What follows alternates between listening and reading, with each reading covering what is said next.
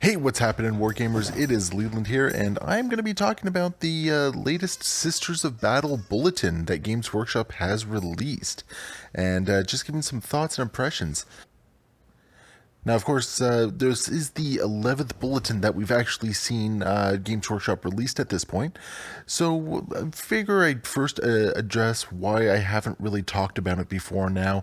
And it's actually very simple. For the most part, we have not seen a lot of fully realized scale models or renders of the Sisters of Battle models. We've seen a lot of teasers. We've seen a couple in the form of like the Retributors and the Seraphim early on, but it's mostly been like little bibs and bobs. We've seen some armor panels of vehicles, and we've seen a couple interviews regarding the special edition Sister of Battle model that was released for Warhammer Fest not too long ago, or Warhammer Day.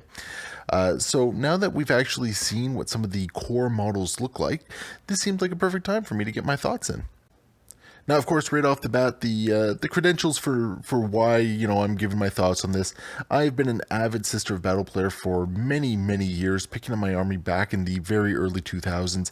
Been playing them since the days of the Witch Hunter book, and they've always been one of my favorite armies.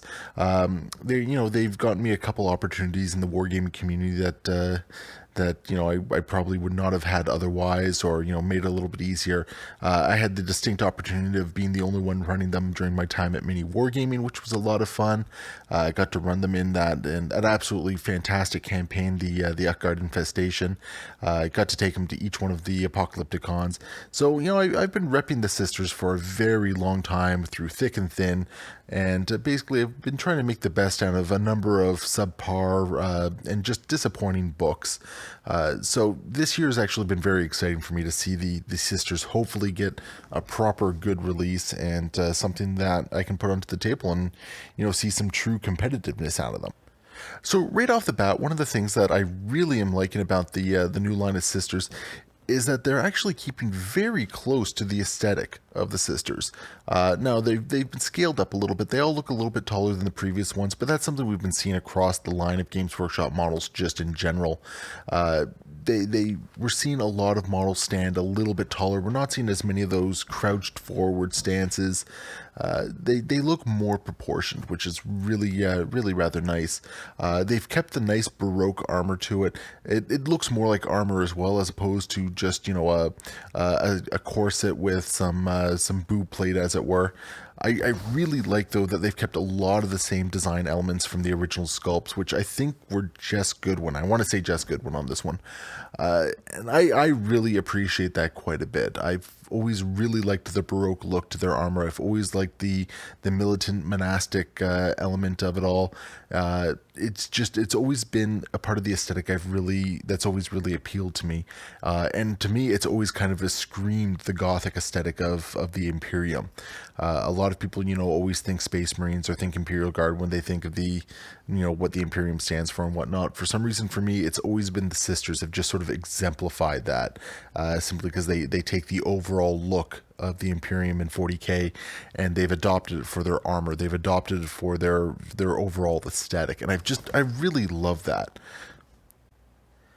So to add to that, I like the fact that the weapons remain relatively unchanged, at least in the renders that we're seeing right now. There is some modernizations to it, which is quite nice, but generally speaking, they don't look too different from the way they originally did. Basically, some touches here and there to make them stand out, to make them look a little bit more refreshed than they used to. But generally speaking, I feel that they all really stand true to the some of the concept art we've seen from Karl Kapinski, a lot of the original design sculpts and whatnot.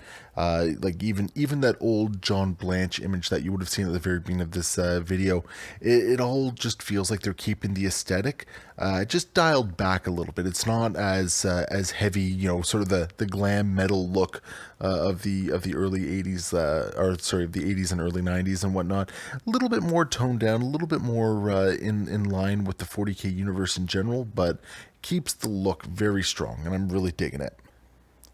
Now, of course, with the latest bulletin and seeing the actual battle sisters, the line troops come out, that does start to raise the question of when we might actually see the full release of this. And I mean, conventional wisdom has been that we're probably going to see it closer to the holidays, probably October, November release. Although with a couple rumors and rumblings saying that we might be seeing a little bit closer to the end of summer.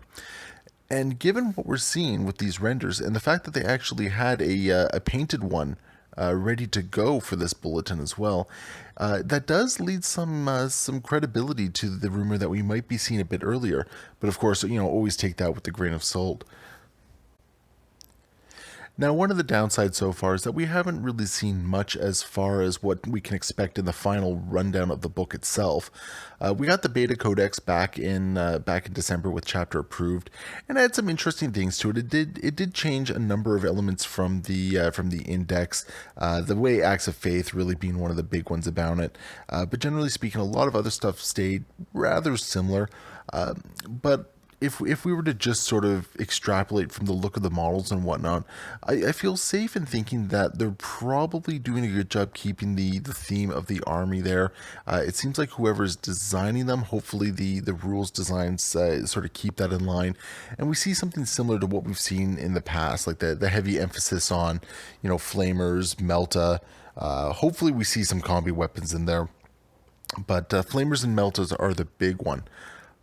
Now, one of the other things I was really excited about seeing, and this is from a bulletin a couple months back, was the fact that their vehicles are getting revamped, but not in the way I originally thought. The fact that we're seeing the Demos pattern Rhino come out for these is actually really rather cool. It's always been one of my favorite patterns of Rhino.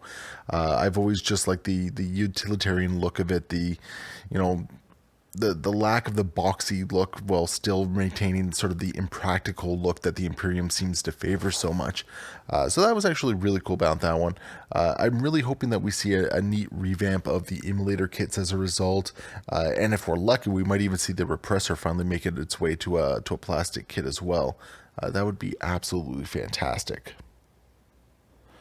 So basically, because this video can't just be all speculation and whatnot, the big question that I'm sure has been on everyone's mind, myself included, is basically, are these models going to be worth it? And right now, from what I'm seeing, and of course you always got to take the renders into consideration, and don't get too far ahead of yourself. But based on what we're seeing with these renders, the couple plastic models that we've actually seen hit the shelves and whatnot, I am really excited for these models. I'm stoked for them. I know I've had a couple people ask me, whether or not I'm going to keep using the metal army or if I'm going to upgrade to the plastic. And I have to admit, my original game plan was to kind of do a mixture of both, pick up a couple kits of the plastic. But from what we're seeing in all these bulletins, it's making a very convincing argument to basically replace my sisters at this point with a full plastic army. Now, of course, that means repainting the entire thing. But it does come with the inherent benefits of, being a plastic army, not lugging around, 30 pounds of metal whenever I try to take it out. And quite frankly, getting a nice, refreshed, updated line of models, which is just fantastic. Like across the board, the new line of models, Games Workshop has just been hitting it out of the park with design aesthetics lately on their models. It is a little unfortunate we're losing some of the old school customization or posability that we had in the old multi-part kits. But that is one of the prices you pay for sort of the CAD design and, having sort of an iconic look for everything. It's not to say you can't customize it. It's just, it takes a little bit more work. But quite frankly, from what I've been seeing of these models, I don't really know if I really need to customize a whole bunch of them. I can easily see myself having a full basically convent of these sisters marching across the table, and they will look absolutely stunning regardless of whether or not they're the static poses that come in the box, or if there's something that I've played around with. So all in all, I am extremely happy with what I'm seeing from the sisters so far. I'm looking forward to getting my hands on a whole bunch of them. I'm really excited about the fact that we might see some new additions to the line just in general. I'd be amazed if we don't, to be completely honest. I don't expect that we'll just see Battle Sisters and Seraphim and basically whatever we already have. Which could easily be summed up with, 3 kits probably, a Battle Sister kit, a Seraphim kit, and, a Repentia kit. I would love to see 1 or 2 other things come back. I'd love to see Fratus Militia come back. They used to have rules way back in an old White Dwarf, and I think maybe even before then. But that would be really neat to see them come back as well and just see a little bit more of the church side of things fleshed out a bit. But just in general, this line is shaping up to be really good, and I'm really hoping that the rules reflect how awesome the models are looking. That we see a good competitive codex, if at least something that's strong and capable, something a little bit better than my Grey Knights currently, because they've been a little disappointing to run lately. But I got my fingers crossed. I got my hopes for this release, and you better believe that once they hit, I will be buying a bunch of them and painting them up. Anyway, those are my thoughts on the Sisters releases up to this point, 11 Sisters Bulletins. Looking forward to seeing what else is going to be coming down the pipe for it. And really looking forward to that release whenever it might come. So, thank you very much for watching, listening, whatever you did. If you liked the video, be sure to give that like button a press, and be sure to subscribe for more content. And as always, thanks for watching. Happy wargaming.